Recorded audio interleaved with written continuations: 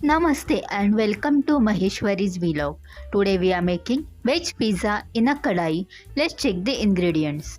We will need diced capsicum, tomato and onion along with boiled sweet corn. Ready-made pizza base.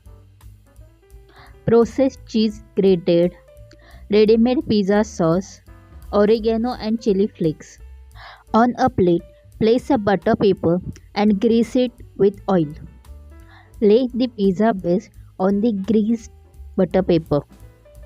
Apply a generous amount of pizza sauce to the pizza base, leaving a small border around the edges.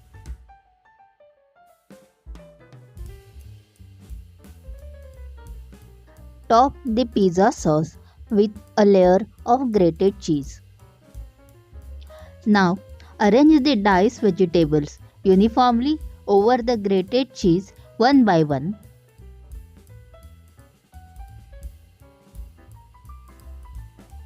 Ensure all veggies are evenly distributed across the pizza, leaving no gaps. Top the veggies with remaining cheese. Preheat the kadai for 15 minutes over medium heat.